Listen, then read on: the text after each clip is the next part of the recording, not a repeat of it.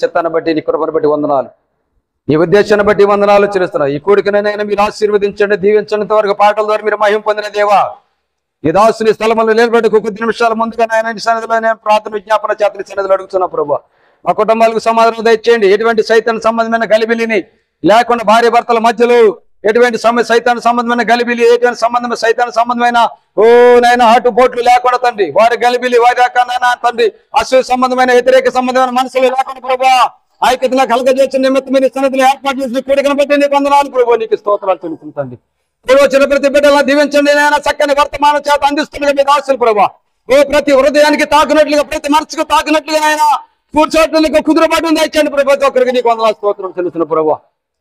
విత్తబడిన వర్తమానం ప్రతి హృదయాలను ప్రతి కుటుంబాలు ఫలించి వర్ధలమన్నట్లుగా ఈ రాత్రి కూడిక చేత ప్రతి దాసుని మీద మీ నామాన్ని గణపరచుకోవాలి నాయన, మీ దాసుని బలపరచండి నాయన. స్తోత్రం తండ్రి. కొద్ది నిమిషాలు ఈ స్థలంలో నిలబడి నీ నామాన్ని ఆయన గణపరుస్తుండగా మీ నామలో ప్రభు మీరు ఇచ్చినటువంటి వర్తమానాన్ని బిడ్డలకు అందిస్తుండగా నాయన ఏకాత్మ తెచ్చండి, ఏక స్వరమ తెచ్చండి తండ్రి. నీకు వందనాలు స్తోత్రములు.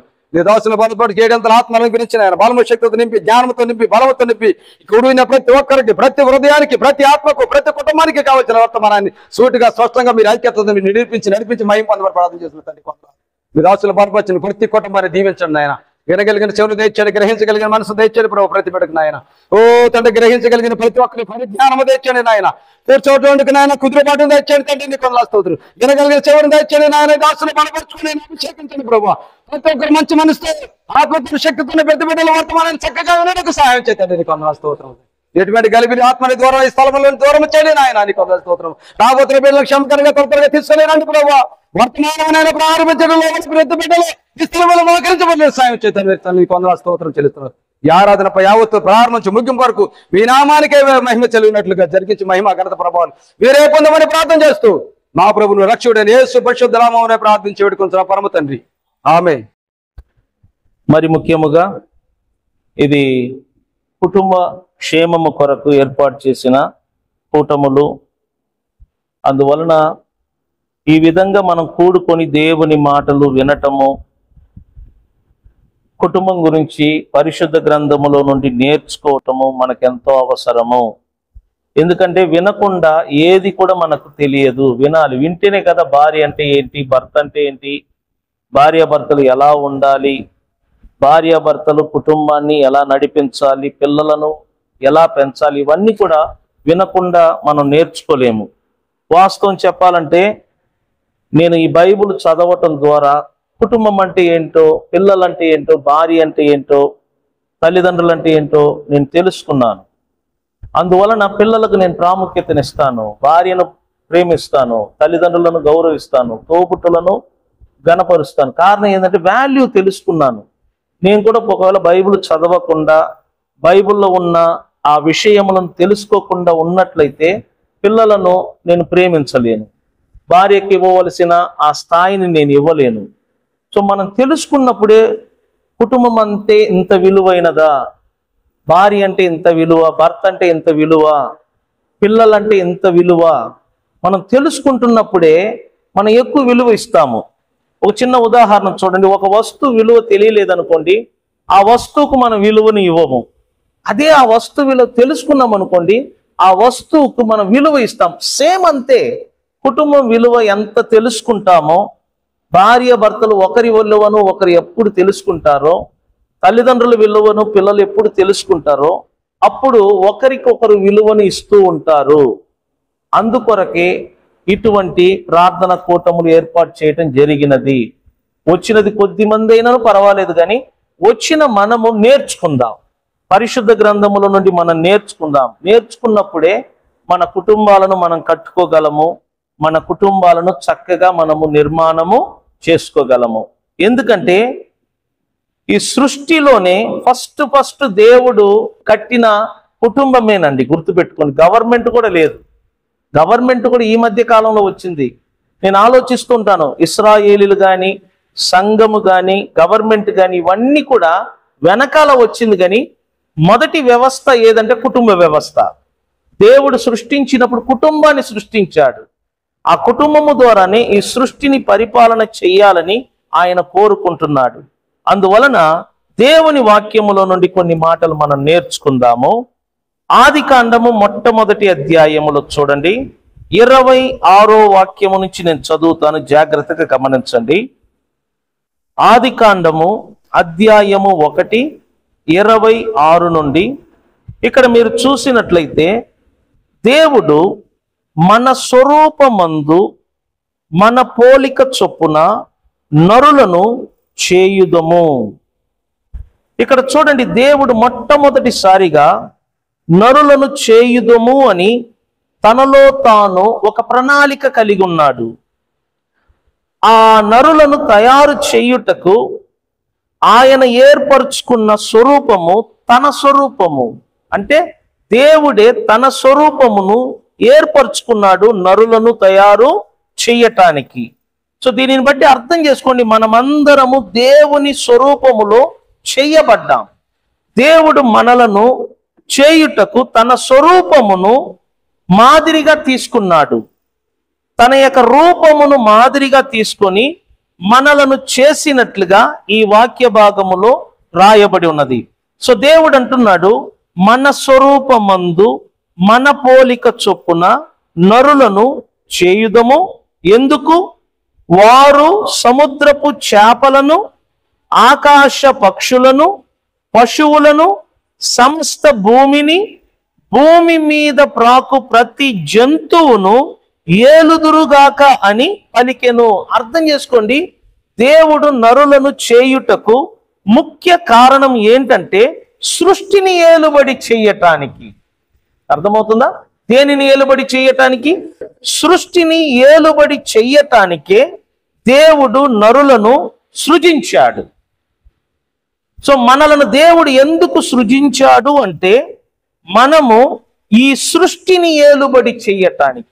మీరు గమనించండి, సృష్టిని ఏలుబడి చెయ్యటానికి దేవుడు మనలను సృజించాడే తప్ప ఒక మనిషి మరొక మనిషిని ఏలుబడి చెయ్యటానికి మాత్రము కాదు. కానీ ఇప్పుడు పరిస్థితి ఏంటి? ఒక మనిషి ఒక మనిషిని ఏలుబడి చెయ్యాలి. అదే కదా జరుగుతుంది.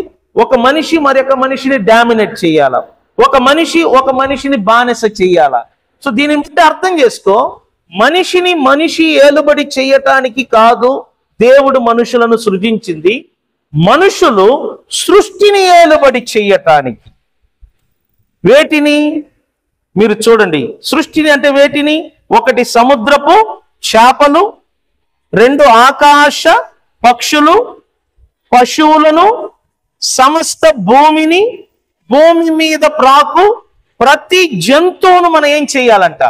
ఇప్పుడు దీన్ని బట్టి అర్థం చేసుకో, చేపలు, పక్షులు, జంతువులు వీటన్నిటిని మనము ఏలుబడి చేయటానికి దేవుడు మనలను తయారు చేశాడు. ఇప్పుడు దీనిని బట్టి అర్థం చేసుకోండి, సృష్టి మీద మనకు మాత్రమే దేవుడు అధికారం ఇచ్చాడు. సృష్టిని ఏలుబడి చేసే అధికారం దేవుడు మనకిచ్చాడు. సృష్టి అంతటిని మన చేతికి దేవుడు అప్పగించాడు. కానీ ఈరోజు పరిస్థితి ఏంటంటే, సృష్టిని ఏలుబడి చేయవలసిన మనుషులు సృష్టిని ఏలుబడిని చేయకుండా మనుషులు ఏలుబడి చేయటానికి ప్రయత్నం చేస్తున్నారు. ఇదే సాతాను పని.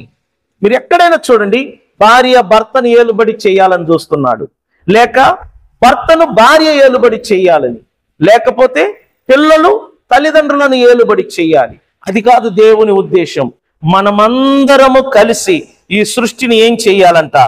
అందుకొరకే దేవుడు మనల్ని ఏం చేశాడు? సృష్టించాడు. మనలను దరిద్రులుగా ఉండటానికి దేవుడు సృష్టించలేదు, బానిసలుగా ఉండటానికి దేవుడు సృష్టించలేదు, కానీ ఏలుబడి చేయాలని దేవుడు సృష్టించాడు. అంటే మనలను ఒక రాజులుగా, ఏలుబడి చేయటం అంటే రాజుల యొక్క పని. మనలను ఒక రాజులుగా చెయ్యటానికే దేవుడు తన పోలికలో తన స్వరూపమందు మనలను సృజించాడు. మన పని ఏంటంటే ఏలుబడి చేయటం. గుర్తుపెట్టుకోండి, మన పని ఏంటంటే ఏలుబడి చేయటం. ఏలుబడి చేయటం అంటే కమాండింగ్ ఉంటది. ఏలుబడి చేయటం అంటే అధికారం ఉంటది. ఏలుబడి చేయటం అంటే భయము లేకుండా గద్దించటము గాని, ఖండించటము గాని, లేకపోతే ఆజ్ఞ ఇవ్వటం గాని, ఇవన్నీ ఏలుబడిదారులలో ఉండే ఒక గుణ లక్షణం.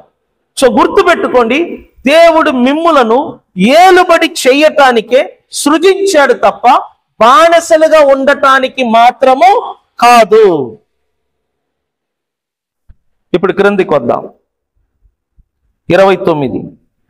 దేవుడు ఇదిగో భూమి మీదనున్న విత్తనములిచ్చు ప్రతి చెట్టును, విత్తనములిచ్చు వృక్ష ఫలము గల ప్రతి వృక్షమును మీకిచ్చి, జంతువులన్నిటికీ, ఆకాశ పక్షులన్నిటికీ, భూమి మీద ప్రాకు సమస్త జీవులకును పచ్చని చెట్లన్నీ ఆహారమగునని పలికెను. ఆ ప్రకారమాయెను. దేవుడు తాను చేసిన యావత్తు చూచినప్పుడు అది చాలా మంచిదిగా ఉండెను. అస్తమయమును ఉదయమును కలగగా 6వ దినమాయెను. ఇక్కడ మీరు చూడండి, మనుషులకు కావలసిన ఆహారము, మనుషులకు, పక్షులకు, జంతువులకు కావలసిన ప్రతి ఆహారమును దేవుడు అక్కడ కలగజేసినట్లుగా మనం చూస్తున్నాం. ఒకసారి మనము 27, 28 నుంచి మనం చదువుకుంటూ వద్దాం. మరలా, దేవుడు తన స్వరూపమందు నరుని సృజించెను. ఈ మాటను అందరు చెప్పండి. దేవుడు తన స్వరూపమందు నరుడు ఎవరంటే చెప్పండి, అర్థం చేసుకోండి. నరుడు అంటే ఆత్మస్వరూపము కలవాడు. నరుడు ఆత్మరూపములో సృజించబడ్డాడు. మీరు ఇక్కడ పాయింట్ అవుట్ చేయండి. ఈ వాక్యములో దేవుడు తన స్వరూపమందు నరుని సృజించెను. సృజించడం అంటే ఏంటి తెలిసిన? ఈ పదాన్ని అర్థం చేసుకుని, సృష్టించడం అంటే అంతకు ముందు అటువంటి వస్తువు లేనే లేదు. అర్థమైందా? అంతకు ముందు అటువంటి వస్తువు లేని దానిని చెయ్యటమే ఏమంటారంట? సృజించటం. సో అంతకుముందు నరుడు అనేవాడే లేడు. అంతకుముందు నరుడు అనే ఒక వ్యక్తి లేడు. మొట్టమొదటిసారిగా దేవుడైన యెహోవా నరుని తన స్వరూపమందు సృజించాడు. నరుడు అంటే స్పిరిట్, గుర్తుపెట్టుకోండి. నరుడు అంటే ఆత్మరూపము. దేవుడు ఆత్మరూపములో ఉన్నాడు. దేవునికి మనలాంటి శరీరము లేదు. దేవుడు ఆత్మరూపములో ఉన్నాడు. దేవుడు జీవము కలిగి ఉన్నాడు. శరీరం మాత్రమే దేవునికి లేదు. అందుకే దేవుడు అదృశ్యుడుగాను, కనబడని ఒక స్వరూపిగాను పిలవబడుతున్నాడు. దేవుడు ఎలా ఆత్మరూపములో ఉన్నాడో మనుషులను కూడా మొట్టమొదటిసారిగా సృజించినప్పుడు ఆత్మరూపములోనే సృజించాడు. అర్థం చేసుకోండి, మనలను ఇంకను భూమిలో పెట్టలేదు. అంటే నరులను భూమిలో ఉంచటానికి ముందే దేవుడు తనలోనే నరుణ్ణి ఏం చేసుకున్నాడంట? సృజించాడు. మనమందరము ఈ భూలోకములో రావటానికి ముందు దేవునిలోనే సృజించబడి దేవునిలోనే జీవిస్తూ ఉన్నామంట. మీకు తెలుసా, ఈ భూమిలో పుట్టటానికి ముందు మీరు దేవునిలో ఉన్నారు. మీరు ఈ భూమిలో రావటానికి ముందు మీరు దేవునిలో ఉన్నారు. మీరు అర్థం చేసుకోండి, ఈ భూమిలో రావటానికి ముందు మీరు దేవుడి దగ్గర నివసిస్తూ ఉన్నారంట. దానికి వాక్య ఆధారం ఏంటంటే ప్రసంగి గ్రంథము ఒకసారి తీయండి. ప్రసంగి అధ్యాయము 12.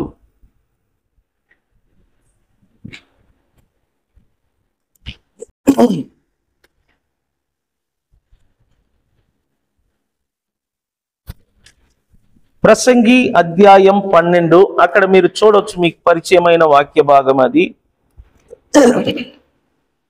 మన్నైనది మునుపటి వలె, 7వ వాక్యము, మన్నైనది మునుపటి వలె మన్నుకు మరలా చేరును, భూమికి చేరును, కానీ ఆత్మ దానిని దయచేసిన దేవుని యొద్దకు మరలా పోవును. ఆ మాటను అర్థం చేసుకో. ఆత్మ అంట దేవుడు మనకు దయచేసిన ఒక దీపము. ఆ ఆత్మ మరలా దేవుని యొద్దకు పోవును అంటే ఆ మాటకు అర్థం ఏంటి? మన ఆత్మ ఎక్కడి నుంచి మనకు వచ్చింది కదా. సో మనమందరం ఎక్కడి నుంచి వచ్చాము మీరు అర్థం చేసుకోండి. మనము తల్లి గర్భము ద్వారా ఈ ప్రపంచములో అడుగు పెట్టాం.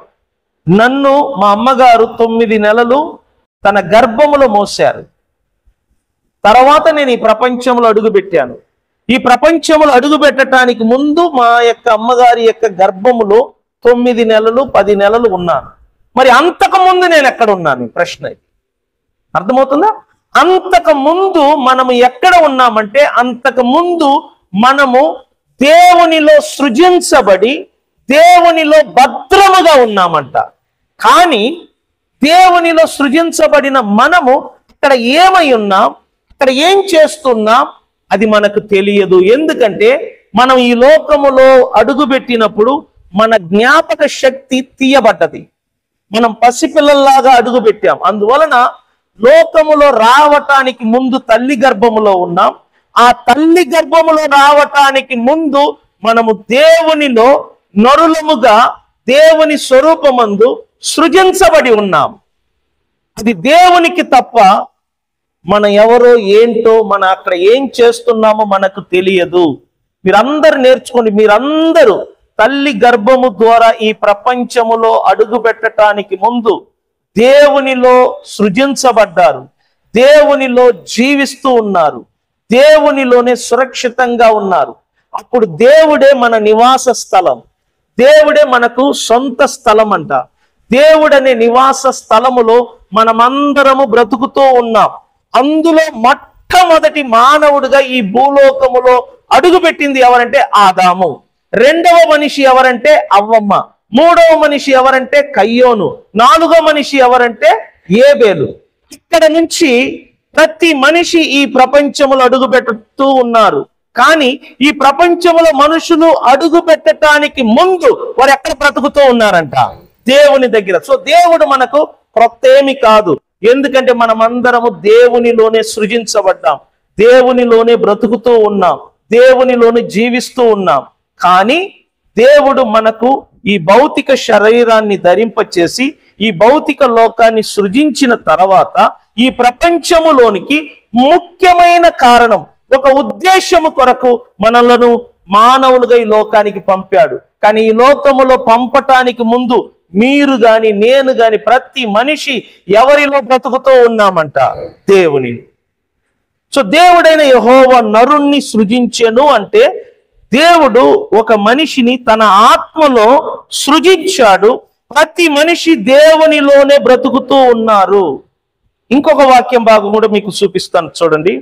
ఎఫెసీ పత్రిక అధ్యాయం 1.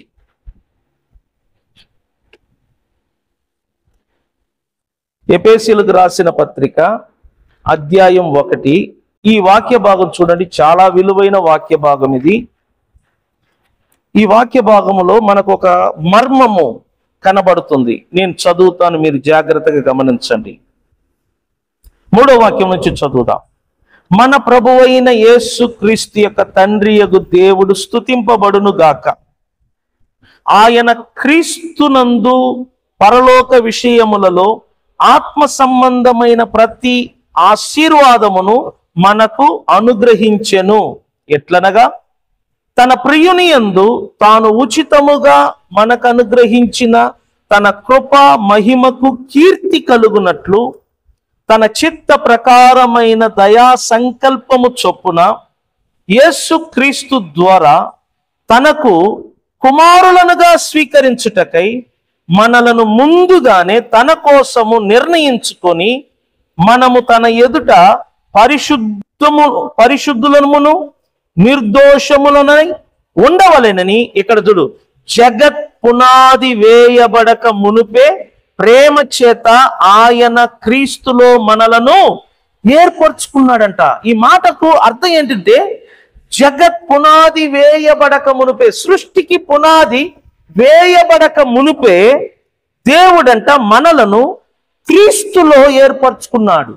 అంటే ఈ భూమికి పునాది వేయబడక మునుపే క్రీస్తులో దేవుడు మనలను ఏర్పరచుకున్నాడంటే ఈ భూమికి పునాది వేయబడక మునుపే మనము బ్రతుకుతున్నట్టే కదా, మనం జీవిస్తూ ఉన్నామనే కదా అర్థం. కాబట్టి మన బ్రతుకు ఈ భూమిలోనే ప్రారంభము అని అనుకోవద్దు. ఈ భూమిలో మన తల్లిదండ్రుల ద్వారా జన్మించాం.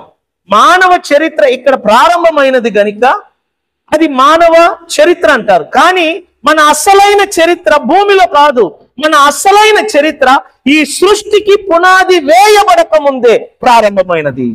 సో మీరు గాని నేను గాని భూమి కంటే ముందే దేవునిలో బ్రతుకుతూ ఉన్నాం. భూమిని సృష్టించటానికి ముందే, సూర్య చంద్ర నక్షత్రాలు సృజించబడటానికి ముందే మనమందరము దేవునిలో సృజించబడ్డాం. మనమందరము దేవునిలో బ్రతుకుతున్నాం. మనమందరము దేవునిలో భద్రపరచబడ్డాం. క్రీస్తులో దేవుడు మనలను జగత్పునాది వేయబడక ముందే ఏర్పరచుకున్నాడు. ఆ రోజు ఆయన ఏర్పరచుకున్నాడు గనుక ఈ రోజు మనం క్రీస్తులో ఉన్నాం. స్తోత్రం చెప్దామా? సో ఈ రోజు మనం క్రీస్తులో రావటానికి ముఖ్య కారణం ఏంటంటే, సృష్టికి ముందే దేవుడు మనల్ని ఏర్పరచుకున్నాడు. మీరందరూ దేవుని చేత క్రీస్తులో ఏర్పరచబడ్డారు. సో క్రీస్తు కూడా మరియమ్మ ద్వారా ఆయన చరిత్ర ప్రారంభము కాదు. ఆయన చరిత్ర అనాది కాలములోనే ప్రారంభమైనది. అర్థమవుతుంది కదా? మన చరిత్ర కూడా, ఇప్పుడు నా చరిత్ర, మా అమ్మగారు నన్ను ఈ లోకములో కనిన తర్వాత ఈ ప్రపంచములో నా చరిత్ర ప్రారంభమైనది. కానీ బైబిల్ ప్రకారంగా అయితే నా యొక్క చరిత్ర, నా ప్రారంభం అంట దేవునిలోనే ఎప్పుడో ప్రారంభమైనది. జగత్ పునాది వేయబడక మునుపే నువ్వు నేను క్రీస్తులో దేవుని చేత ఏర్పరచబడ్డాం. దేవుడు మనలను ఏర్పరచుకున్నాడు క్రీస్తులో. ఎప్పుడు? జగత్ పునాది వేయబడక మునుపే. మనమందరము దేవునిలో బ్రతుకుతూ ఉన్నాం, దేవునిలో జీవిస్తూ ఉన్నాం. కానీ అక్కడ ఎలా బ్రతికామో, ఎలా జీవించామో ఆ జ్ఞాపక శక్తిని దేవుడు మనకు తీసివేశాడు. ఎందుకంటే మనము పసిపిల్లలుగా పుట్టాము గనుక ఆ జ్ఞాపకాలను తీసివేశాడు. దానికి ఒక కారణం ఉంది, దానికి ఒక ఉద్దేశం ఉంది. అందువలన అర్థం చేసుకోండి దేవుని బిడ్డలారా, నువ్వు నేను ఈ సృష్టి కంటే ముందే దేవునిలో సృజించబడ్డా, దేవునిలో ఏర్పరచబడ్డా. మనలను దేవుడు సృజించాడు తన రూపములో. తన రూపం ఏంటి తెలిసిన? ఆత్మరూపం. బైబిల్ ఏమంటుంది చెప్పండి? దేవుడు ఆత్మస్వరూపి అయి ఉన్నాడు. చెప్పండి, దేవుడు ఏ రూపంలో ఉన్నాడు? సేమ్ దేవుడు మనలను ఏ రూపంలో సృజించాడు, దేవుడు ఏ రూపములో ఉన్నాడో నువ్వు నేను మనమందరము అదే రూపంలో ఉన్నాం. ఈ శరీరం అంట దేవుని రూపం కాదు, ఈ శరీరం అంట మన రూపం కాదు. ఈ శరీరాన్ని మన ఆత్మకు దేవుడు తొడిగించిన ఒక వస్త్రము లాంటిది. ఈ శరీరాన్ని దేవుడు మన ఆత్మకు దేవుడు తొడిగించిన ఒక వస్త్రము లాంటిది. ఇది వయస్సు పెరిగే కొలది ఈ వస్త్రము పాడైపోతుంది. కానీ లోపల ఉన్న మన అసలైన స్వరూపం అంట దినదినము నూతన పరచబడుతుందంట. స్తోత్రం చెప్దామా? ఇప్పుడు అసలైన విషయానికి వద్దాం.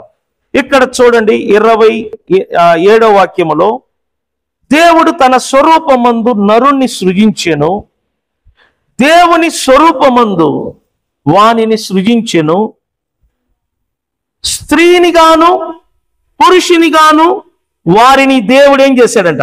సృజించిన. ఇక్కడ ఒక పాయింట్ చూడండి, తల్లిదండ్రుల కంటే ముందుగా దేవుడు భార్యాభర్తలను సృజించాడు.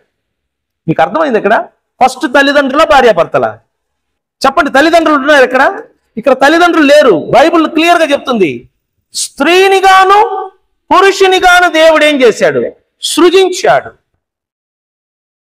ఫస్ట్ మీరు గమనించండి, ఫస్ట్ పురుషుణ్ణి సృజించాడు. స్త్రీ కంటే పురుషుడు ముందు. గుర్తుపెట్టుకోండి, స్త్రీ కంటే పురుషుడు ముందు. నన్ను చూడండి, పురుషుడు కంటే దేవుడు ముందు. అర్థమైందా? చెప్పండి, స్త్రీ కంటే పురుషుడు ముందు, పురుషుడు కంటే దేవుడు ముందు, దేవుని కంటే ముందు ఎవరు లేరు. గుర్తుపెట్టుకుని, ఫస్ట్ దేవుడు, తర్వాత పురుషుడు, తర్వాత స్త్రీ, తర్వాత పిల్లలు. ఇది క్రమం అన్నమాట. ఫస్ట్ దేవుడు, తర్వాత పురుషుడు, తర్వాత స్త్రీ, స్త్రీ తర్వాత ఎవరు వచ్చారు? పిల్లలు. పిల్లలు వచ్చిన తర్వాత భార్యాభర్తలు తల్లిదండ్రులుగా మారారు. అర్థమవుతుంది కదా? కాబట్టి తల్లిదండ్రుల కంటే ముందు ఎవరు ఉన్నట్టు అర్థము కాదు. తల్లిదండ్రుల కంటే దేవుడు, ఫస్ట్ దేవుడు అండి, తర్వాత పురుషుడు అండి, తర్వాత స్త్రీ అండి, తర్వాత వాళ్ళిద్దరికి ఎవరు పుట్టారు? పిల్లలు. పుట్టిన తర్వాత ఈ భార్యాభర్తలు వాళ్ళకేమయ్యారు? తల్లిదండ్రులు అయ్యారు. అర్థమవుతుంది కదా? ఇప్పుడు అర్థం చేసుకుని, ఫస్ట్ తల్లిదండ్రులను కాదు సృష్టించింది, ఫస్ట్ దేవుడు పురుషుని సృష్టించాడు, తర్వాత పురుషునికి సాటి అయిన భార్యను సృష్టించాడు. వారిని దీవించిన తర్వాత వారు బిడ్డలను కని తల్లిదండ్రులుగా మారారు. ఇది క్రమం అన్నమాట. ఇది క్రమం అన్నమాట. ఇప్పుడు ఈ 1వ అధ్యాయంలో మీరు చూడండి, దేవుడు తన స్వరూపమందు నరుణ్ణి సృజించెను, దేవుని స్వరూపమందు వానిని సృజించెను, స్త్రీనిగాను పురుషునిగాను వారిని సృజించెను. తర్వాత దేవుడు వారిని ఆశీర్వదించెను. ఏ విధంగా? మీరు ఫలించి, 1 2 ఏంటంటే చెప్పండి, అభివృద్ధి పొంది, 3 ఏంటంటే చెప్పండి, విస్తరించి, 4 ఏంటంటే చెప్పండి, భూమిని నిండించి, 5 ఏంటంటే చెప్పండి, ఆ భూమిని ఏం చేసుకోవాలా? లోపరుచుకోవాలా. 1 ఫలించాలా, 2 అభివృద్ధి పొందాలా. చూడండి, ఫలించటము, అభివృద్ధి పొందటము, విస్తరించటం, ఇవన్నీ నన్ను ఒకసారి గమనించండి. ఫలించటము, 2 ఏంటంటే చెప్పండి, అభివృద్ధి పొందటము, 3 ఏంటంటే చెప్పండి, విస్తరించటము, 4 ఏంటంటే చెప్పండి, భూమిని నిండించటము, 5 ఏంటంటే చెప్పండి, ఆ భూమిని ఏం చేసుకోవాలా. ఇది ఎవరి పని తెలుసునా? స్త్రీ పురుషుడు వీళ్ళిద్దరు కలిసి చేసే ఒక పని. అంటే దేవుడు స్త్రీని పురుషుని ఒక పని కొరకు సృజించాడు. ఎందుకు దేవుడు స్త్రీని పురుషుని సృజించాడంటే ఈ భూమి మీద వీళ్ళిద్దరి వలన ఒక పని జరగాలి. ఏమిటి ఆ పని అంటే? 1 ఫలించాల, 2 అభివృద్ధి చెందాల, 3 విస్తరించాల, 4 భూమిని నిండించాల, ఆఖరి ఏంటంటే చెప్పండి, ఆ భూమిని ఏం చేసుకోవాలంట? లోపరుచుకోవాలా. ఈ 5 పనులు దేవుడు పురుషునికి స్త్రీనికి అప్పగించాడు. సో పురుషుడు గాని స్త్రీ గాని దేవుడు అప్పగించిన ఈ 5 పనులు భూమి మీద చెయ్యాలి. 1 ఫలించాలి, 2 అభివృద్ధి పొందాలి, 3 విస్తరించాలి, 4 భూమిని నిండించాలి, 5 ఆ భూమిని ఏం చెయ్యాలంట? లోపరుచుకోవడం. ఒక మాట చెప్తున్నాను, మనం దేనిని లోపరుచుకోవాలంట? భూమిని. ఎందుకు భూమిని లోపరుచుకోమంటున్నాడంటే భూమి వేరే వాళ్ళ కంట్రోల్లో వచ్చింది, సాతాను యొక్క కంట్రోల్లో ఉంది.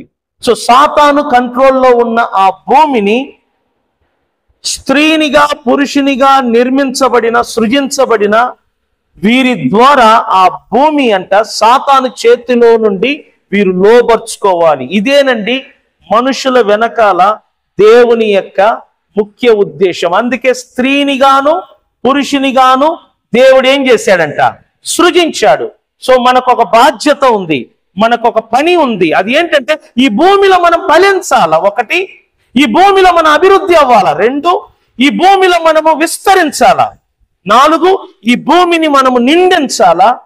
5 ఈ భూమిని మనం లోపరుచుకోవాలి. ఒక విధంగా చెప్పాలంటే మనుషులకు దేవుడు భూమిని అప్పగించాడు.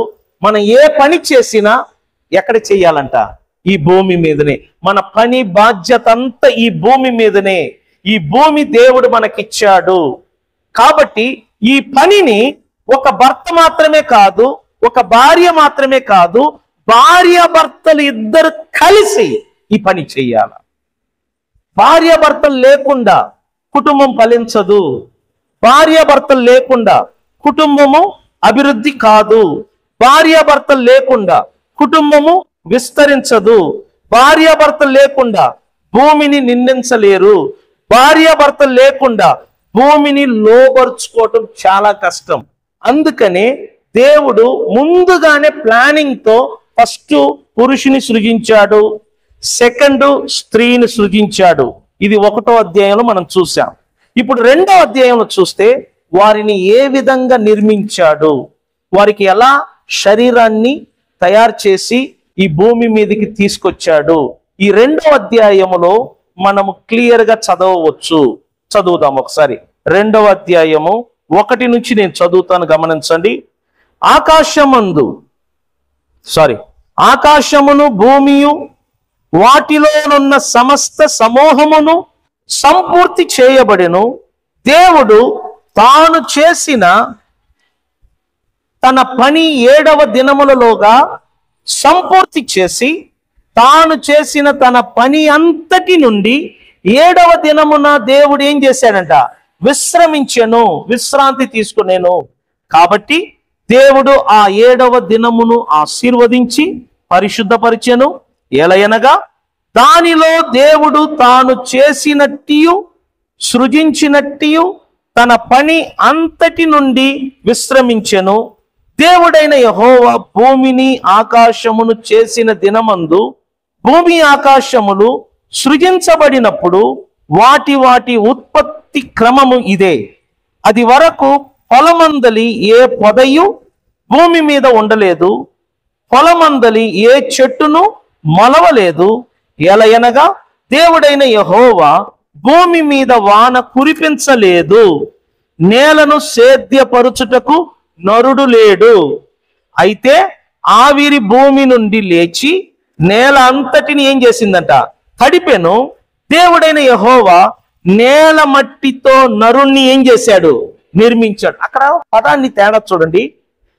ఇక్కడ 27లో ఒకసారి చూడండి. దేవుడు తన స్వరూపమందు, అంటే 1:27, దేవుడు తన స్వరూపమందు నరుని ఏం చేశాడంట? అక్కడ సృజించాడు.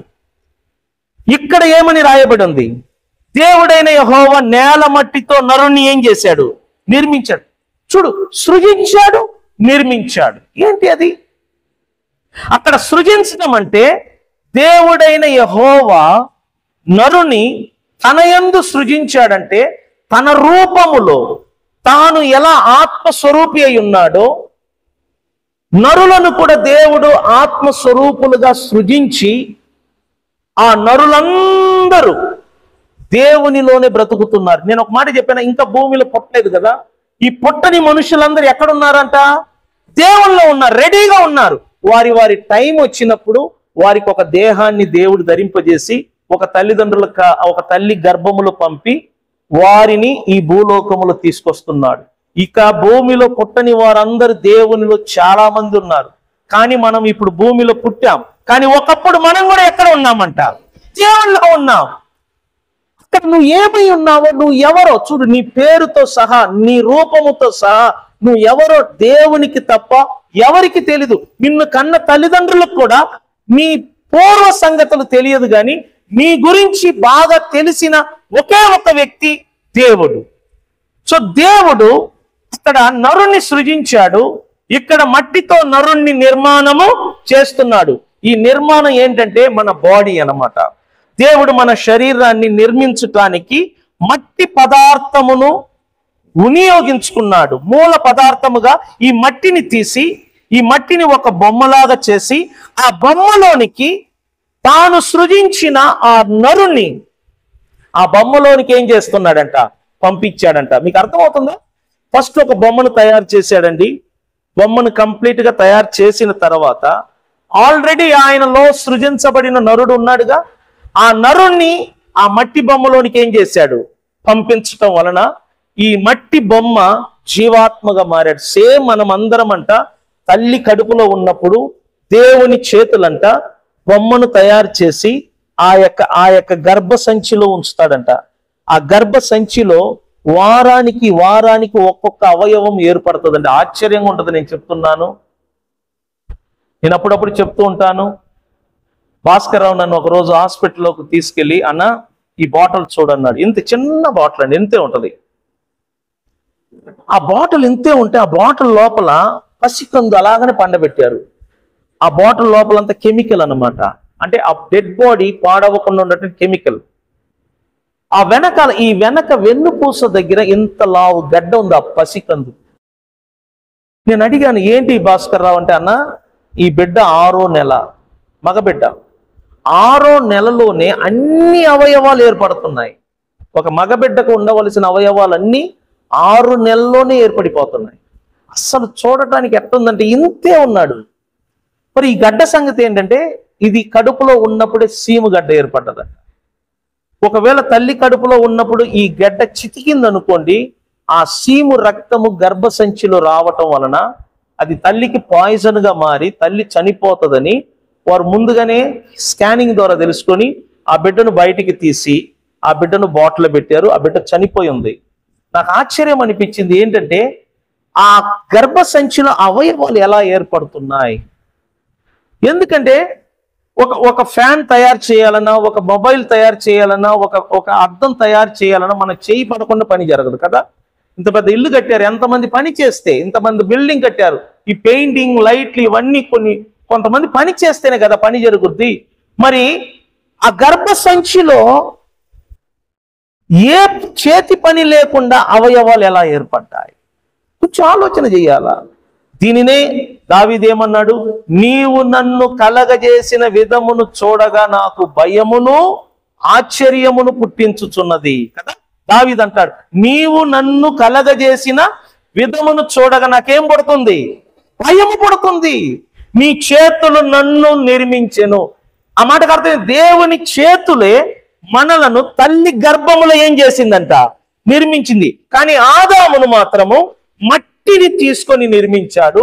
మనలను దేవుడు తల్లి గర్భములో నిర్మిస్తే ఆదామును దేవుడు ఆ తోటలో నిర్మించాడు. మొత్తానికి మనమందరము దేవుని చేతులరా చేయబడిన వారము. మన దేహము మట్టిలో నుండి నిర్మించబడిన ఒక బొమ్మ లాంటిది. సో దేవుడు ఒక బొమ్మను తయారు చేసి ఆ బొమ్మలోనికి ముందు సృజించిన ఆ నరుని యొక్క ఆత్మను ఆ బొమ్మలో పంపించటం వలన ఆ మట్టి బొమ్మ రెప్పపాటున జీవాత్మగా మారిపోతుంది. చూడు, అది మట్టి బొమ్మ, కానీ ఎప్పుడు ప్రాణాత్మ ఆ మట్టి బొమ్మలో ప్రవేశించాడో రెప్పపాటున మట్టి మాంసముగా మారింది. నరాలు ఏర్పడ్డాయి, మెదడు ఏర్పడ్డది, కళ్ళు ఏర్పడ్డాయి, శరీరములో ఉన్న విలువైన అవయవాలన్నీ ఏర్పడ్డాయి. ఇది దేవుడు చేసిన ఒక అద్భుతం. దేవుడు ఫస్ట్ పురుషుని నిర్మించాడు నేల మట్టితో. సరే, తర్వాత దేవుడు ఒక ఆలోచన చేశాడు. 18వ వాక్యములో చూడండి, దేవుడైన యెహోవా నరుడు ఒంటరిగా ఉండుట మంచిది కాదు, వానికి ఎవరు కావాలంట? సాటి అయిన సహాయమును వారి కొరకు ఇప్పుడు దేవుడు అంట చూడండి, ఒక మనిషికి సరిపడే వ్యక్తినే దేవుడు సృష్టిస్తాడంట. ఒక మనిషికి సరిపడే వ్యక్తిని మీరు ఎప్పుడైనా చూడండి. ఇప్పుడు ఈ దీన్ని తయారు చేసిన వాళ్ళు మీరు చూడండి, ఇదొక మిషన్. దీన్ని తయారు చేసేటప్పుడు ఈ హోల్ పెట్టాడు, మళ్ళీ ఇక్కడ హోల్ పెట్టాడు. ఎందుకు పెట్టాడు? ఈ హోల్ కరెక్ట్ గా దీనికి ఫిట్ అవ్వాలి. తర్వాత ఇట్లాంటి మైక్ ఇక్కడ ఫిట్ అవ్వాలి, రిసీవర్ అంటారు దాని వెనకాల, దాన్ని ఫిట్ అవ్వాలి. చూడు, దీన్ని తయారు చేసిన వాడు కరెక్ట్ గా ఫిట్ అయ్యేటట్టుగానే తయారు చేస్తున్నాడు. అలాగనే ఒక భర్తకు సాటి అయిన భార్యను దేవుడు తయారు చేస్తాడు. అంటే సరిపడే వ్యక్తిని దేవుడు తీసుకొని వస్తాడు. కానీ ఈ రోజుల్లో భార్య భర్తల మధ్య కలహాలు, గొడవలు రావటానికి ముఖ్య కారణం ఏంటంటే ఆ వ్యక్తికి సరి అయిన వ్యక్తి దొరకక పోవటం. సరి అయిన వ్యక్తి దొరకకపోవటం వలన అడ్జస్ట్మెంట్ అవ్వట్లేదు. మీరు ఎప్పుడైనా చూడు, ఇల్లు కట్టేటప్పుడు ఒక ఇటుకను అక్కడ అమర్చాలంటే ఆ హోలుకు తగినట్టుగా ఇటుక కావాలి. ఒకవేళ ఆ ఇటుక లేదనుకో, ఆ మేస్త్రి ఏం చేస్తాడు? ఆ హోల్ పట్టేటట్టుగా ఆ ఇటుకను అవసరమైతే కొన్ని కొట్టైనా ఏం చేస్తాడు? ఆ హోల్ ఫిట్ అయ్యేంత వరకు అతను దాన్ని చెక్కుతూ ఉంటాడు. ఎప్పుడు కరెక్ట్ అయిన రూపానికి వస్తుందో అక్కడ ఫిట్ చేస్తాడు. అట్లాగనే భార్య భర్తలు ఇద్దరు సరిగా దొరకకపోతే వారు లైఫ్ లాంగ్ బాధపడాలని నేను చెప్తున్నా. నేను ఈ మధ్య విన్నాను, చనిపోయారని. ఎందుకు బాధ కలుగుతుంది? ఇప్పుడు దాని వలన తల్లిదండ్రులు ఎంత బరువు కదా. ఇప్పుడు భర్త చనిపోయినా, ఒక భార్య చనిపోయినా ఆ ఎఫెక్ట్ ఎవరికి తగులుతుంది చెప్పండి? తల్లిదండ్రులకు తగులుతుంది. మరి ఎందుకు ఇలా జరుగుతుందంటే సఖ్యత లేక, ఐక్యత లేక. సఖ్యత ఐక్యత ఎందుకు లేకపోతుందంటే ఒకటే కారణము. ఒకటి, ఆ వ్యక్తి దేవుని చిత్తములో లేకపోవచ్చు, లేకపోతే ఆ వ్యక్తికి సరి అయిన భార్యగా ఉండకపోవచ్చు, లేకపోతే ఆమెకు సరి అయిన భర్తగా దొరకకపోవచ్చు. బైబిల్లో క్లియర్ గా ఉంది, సాటి అయిన అంటే ఏంటి? ఆదాముకు సాటి అయిన సహాయము కోసము దేవుడు మరలా మరొక నిర్మాణమును తయారు చేశాడు. సో దీన్ని బట్టి అర్థం చేసుకో, దేవుడు ఒక మనిషికి భార్యను ఆషామాషగా తీసుకురావట్లేదు. ఆ మనిషికి తగినట్లు, ఆ వ్యక్తికి తగినట్లు, ఆ వ్యక్తికి సూటబుల్ అయ్యేటట్లుగా మరొక స్త్రీని లేక ఒక వ్యక్తిని దేవుడు తయారు చేస్తాడు. మనిషే పర్ఫెక్ట్ గా తయారు చేస్తున్నప్పుడు దేవుడు మరీ ఎక్కువగా ఏం చేస్తాడంట, అందుకే ఆడపిల్లలు కూడా మగపిల్లలు కూడా వివాహ విషయంలో తొందరపడకూడదు. ఎందుకంటే వివాహ విషయం అనేది అన్నిటికంటే ఘనమైనది. అది దేవునికి అప్పగించాలి. దేవుడే కరెక్ట్ అయిన వ్యక్తులను, కరెక్ట్ అయిన పురుషులను, కరెక్ట్ అయిన స్త్రీలను సమకూరుస్తాడు. ఈ యవన వయస్సులో ఉన్న పిల్లలు ఏం చేస్తున్నారంటే తల్లిదండ్రుల మాట వినక ఈ సినిమా ప్రభావాలు, సీరియల్ ప్రభావాలు, ఇతరుల లైఫ్ను చూసి నేర్చుకోవటం వలన, తల్లిదండ్రుల మాటను వినకపోవటం వలన, ఎవరికి నచ్చిన వారిని ఏర్పరచుకోవటం వలన ఈరోజు కలహాత్మగా మారిపోతుంది. ఒక ఆయన ఈరోజు నాకు ఫోన్ చేసి బాధపడుతున్నాడు, ఏడుస్తున్నాడు. వాళ్ళ అమ్మాయి గురించి చెప్పి వినట్లేదని బాధపడుతున్నాడు. అడ్వైస్ చేయమంటే కాలం దాటిపోయిందని. ఎంతమంది వారి వారి జీవితాలను పాడు చేసుకుంటున్నారు. క్లియర్గా ఉంది కదా. దేవుడు ఆదాము విషయంలో ఎంత శ్రద్ధ తీసుకుంటున్నాడో మనం ఆలోచన చెయ్యాల. ఆదాముకు సాటి అంటే ఆదాముకు సరిపడే వ్యక్తి కావాలి అక్కడ. అర్థమైందా? ఎవరికి సరిపడే వ్యక్తి? ఆదాముకు సరిపడే వ్యక్తి కావాలి. అటువంటి వ్యక్తి దొరికితేనే కుటుంబం సంతోషంగా ఉంటుందండి.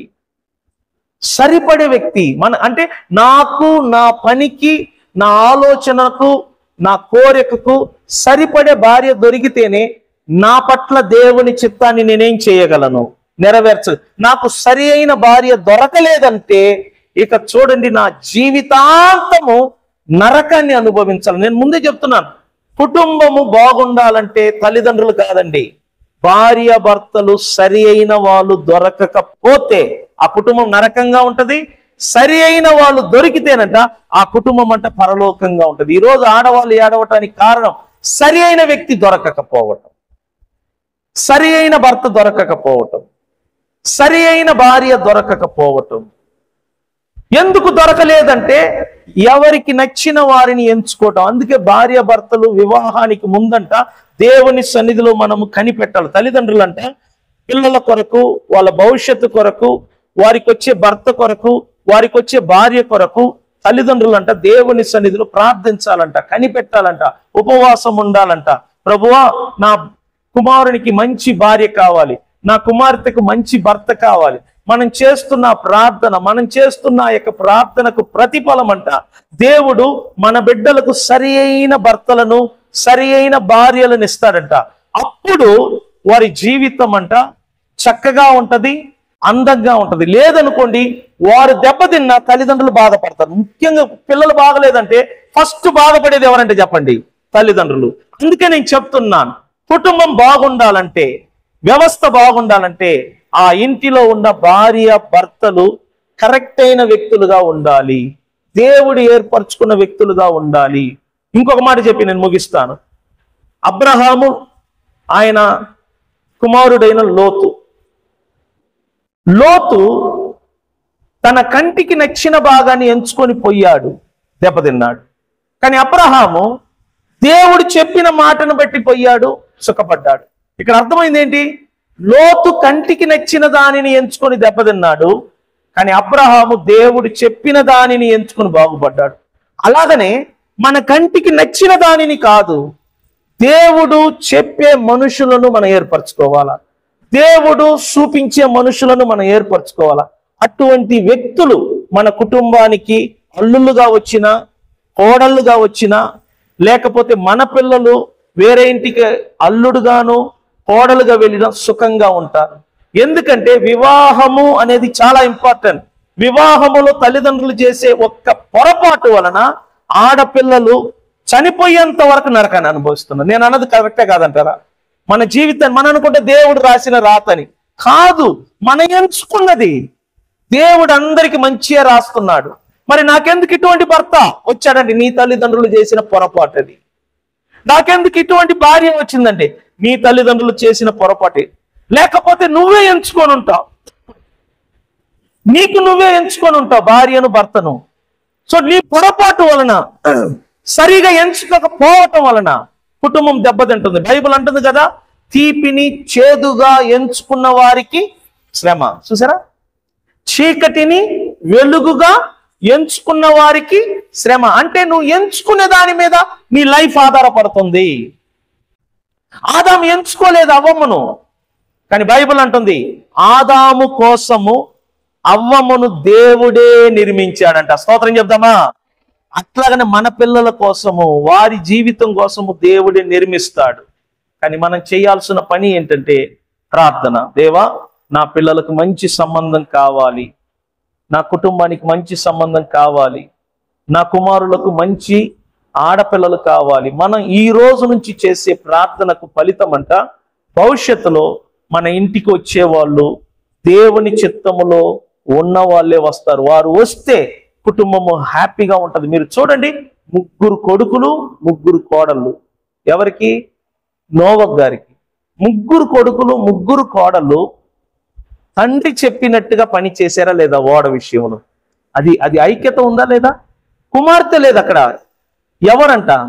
కోడలు ఎవరిని ఫాలో అయ్యారు? వాళ్ళ మామగారు మాటను విన్నారు. అప్పుడు అర్థం చేసుకో, 3 కోడలు మామగారు మాటను విన్నారంటే వాళ్ళు ఎంత సమర్పణ కలిగిన కోడలై ఉంటారు. సో కోడల్లో కూడా అత్త మామ మాట వినగలిగే వాళ్ళు బైబిల్లో కనబడుతున్నారు మనకి. ఎందుకు బైబిల్లో కనబడ్డారు? ఆ పెద్ద మనిషి, ఆ నోవహు దైవజనుడు, దేవుని మాటకు లోబడ్డాడు, దైవభక్తి పరుడు. కాబట్టి ఆయనకు పుట్టిన 3 కొడుకులు కూడా భక్తి పరులు. వచ్చిన కోడళ్ళు కూడా ఎటువంటి వారంట? మీరు ఎప్పుడైనా చూడండి, అల్లుడు కూతురు ప్రాబ్లం ఉండదండి. ప్రాబ్లం అంతా ఎక్కడ వస్తుందంటే చెప్పండి, కోడల దగ్గర నుంచి వస్తుంది. ఎందుకంటే కోడలు బయట నుంచి వచ్చేది. బయట కళాచారం, బయట అలవాట్లు, బయట పెరిగిన విధానం, వచ్చిన ఇంటిలో అడ్జస్ట్ అవ్వటం చాలా కష్టం. రెండోది ఏంటంటే, వచ్చిన ఇంట్లో కూతుర్లు ఉంటారు, ఆడపడుచులు ఉంటారు, వాళ్ళతో అడ్జస్ట్ అవ్వాలంటే చాలా కష్టం. కానీ ఈ 3 కోడలు నోవహు కుటుంబములు అడ్జస్ట్ అయ్యి అంత భారీ పనులను నిర్మాణ విషయంలో కొడుకుతో పాటు కోడళ్ళు కూడా పని చేశారంటే అది గ్రేట్ అండి. నా దృష్టిలో అయితే గ్రేట్. సో దానికి ఒకటే కారణం ఏంటంటే, సరి అయిన వ్యక్తులు దేవుడు వారికి ఇవ్వటం. ఈ రోజుల్లో కూడా దేవుడు అటువంటి కుటుంబాన్ని, అటువంటి కోడళ్లను, అటువంటి అల్లుళ్లను దేవుడు ఖచ్చితంగా ఇస్తాడు. ఎప్పుడంటే వివాహానికి ముందు మన పిల్లల కోసం మనం సీరియస్ గా ప్రభు సన్నిధిలో ప్రార్థనలు చెయ్యాలి. కాబట్టి అర్థం చేసుకోండి, మీకు కుమార్తెలు ఉన్నారు, కుమారులు ఉన్నారు, వారికి సాటి అయిన వ్యక్తులు దొరకటానికి తల్లిదండ్రులుగా మనం ఇప్పటి నుంచే మన పిల్లల కోసం ప్రార్థనలు చెయ్యాలి. మనం చేసే ప్రార్థనలకే వచ్చే అల్లుడు గాని, వచ్చే కోడలు గాని మనకు తోడుగా, మనకు నీడగా, మన యొక్క అక్కరలు, అవసరతలు, దేవుడు మన పట్ల కలిగి ఉన్న ప్రణాళికలు నెరవేర్చే పనులలో వీరు సహకారులుగా ఉంటారు. సో మనం దీనికోసం ప్రార్థనలు చెయ్యాలి. మిగిలిన మాటలను రేపు విందాం. లేచి నిలబడదాం ప్రతి ఒక్కరు కూడా. హల్లెలూయా, స్తోత్రములు. ప్రైజ్ ది లార్డ్, హల్లెలూయా. వినిన ఈ మాటలను బట్టి మన 2 చేతులు పైకెత్తి ఆ దేవాతి దేవునికి కొద్ది క్షణము మహిమ, ఘనత, ప్రభావము కలుగునట్లుగా కొద్ది క్షణము దేవునికి స్తోత్రములు చెల్లించుదాం అందరం కలిసి. హల్లెలూయా, స్తోత్రములు ప్రభువా.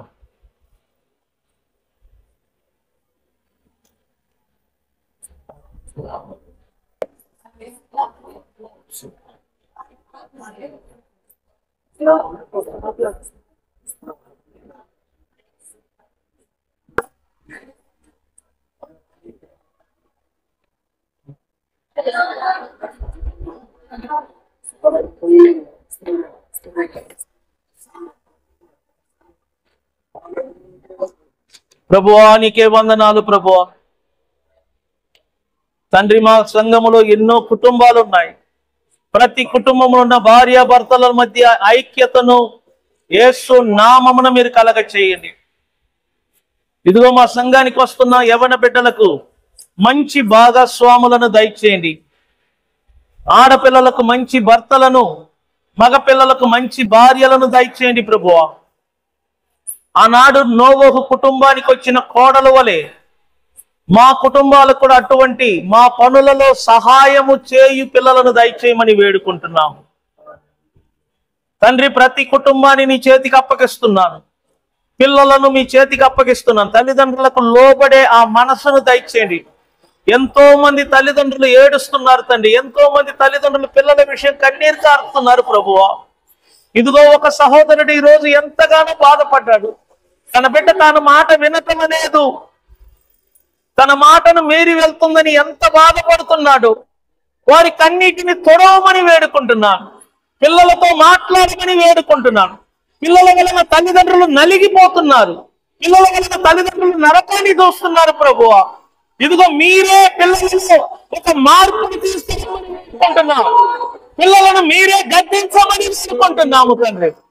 పిల్లలలో ఒక భయం వేడుకుంటున్నాము తండ్రి. ఇదిగో యవ్వనులు నీ దర్శనములు చూస్తారని ఉంది కదా, యవ్వనులు నీ ప్రవచనములు పలుకుతారని ఉంది కదా, యవ్వనుల మీద నీ ఆత్మను కుమ్మరిస్తారని మాట్లాడతావు కదా. నీ ఆత్మని ఎవరుకుంటున్నాము. ప్రతి యవ్వన బిడ్డలు భయభక్తి కలిగించి వైపు తిరుగుదలగాక యేసునామమున. చిన్న వయస్సులోనే భార్య భర్తలుగా ఏకమై విడిపోయిన కుటుంబాలు ఎన్నో ఉన్నాయి, మరణించిన కుటుంబాలు ఎన్నో ఉన్నాయి, కలతలు కలిగిన కుటుంబాలు ఎన్నో ఉన్నాయి. ఆ కుటుంబాలలో మార్పులు తీసుకురండి ప్రభువా. ఆత్మదేవ మీరు పని చేయండి, మీరు పని చేయండి. ఇదిగో వచ్చిన ఈ బిడ్డలను నీ చేతికి అప్పగిస్తున్నాను. వారి వారి కుటుంబంలో ఉన్న ప్రతి ఒక్కరిని చేతికి అప్పగిస్తున్నాను. ప్రతి కుటుంబంలో మీరు మార్పును తీసుకురండి. ఇదిగో ఈ భూమి మీద మీరు తప్ప మాకు సహాయము చేయుటకు ఎవరు లేరు తండ్రి, మీరు సహాయము చేయండి. ఇదిగో రేపటి దినం అనేకులు రావటకు సహాయం చేయండి. రేపటి నుంచి మేము వింటున్న ప్రతి మాటలు మాకు అవగాహన, మాకు తెలివి, మాకు వివేకము నీ మాటల ద్వారా కలగ చేయమని వేడుకుంటున్నాం. కాబట్టి రేపు జరుగుతున్న ఆరాధనను, ఎల్లుండి జరుగుతున్న ఆరాధనను ఆశీర్వదించండి ప్రభువా. ఇదిగో నూతనముగా వివాహానికి సిద్ధపడుతున్న బిడ్డలను బట్టి కూడా ప్రార్థిస్తున్నాను, ఆశీర్వదించండి. వారి యొక్క వివాహమును ఆశీర్వదించండి, ఆ కుటుంబములను ఆశీర్వదించండి. వారి అక్కరలను తీర్చమని వేడుకుంటున్నాము తండ్రి. తిరిగి వెళ్తున్నప్పుడు వినిన ప్రతి మాటలను భద్రముగా దాచుకొని నీ సన్నిధిలో ప్రార్థన పరులుగా గడుపుటకు సహాయం చేయండి. నీ బిడ్డలు రేపు వెళ్తున్న పని బాట అంతట్లో మీరు తోడుగుండండి. ఎండవేళలో ఎక్కడికి వెళ్ళినా ఎవరికి ఎలాంటి ఎండ దెబ్బ తగలకుండా ప్రతి ఒక్కరి చుట్టూ నీ సన్నిధి చేత మరుగు చేసి కాపాడమని, ఈ రాత్రి మా అందరికి తోడు నేడుకొని నడిపించమని ప్రభు అయిన యేసుక్రీస్తు నామమున ప్రార్థన ద్వారా అడిగి వేడుకుంటున్నాము పరమ తండ్రి, ఆమేన్. మన తండ్రి అయిన దేవుని ప్రేమ, ప్రభు అయిన యేసుక్రీస్తు యొక్క కృప, పరిశుద్ధాత్మ అన్యోన్య సహవాసము కూడి వచ్చిన మనందరికి తోడై ఉండి నడిపించును గాక, ఆమేన్. యేసు రక్తమే జయం, సిలువ రక్తమే జయం. ప్రభు అయిన యేసుక్రీస్తు నామమునకు మహిమ, ఘనత, ప్రభావములు కలుగును గాక, ఆమేన్. మంచిదమ్మా, అందరికి వందనాలు.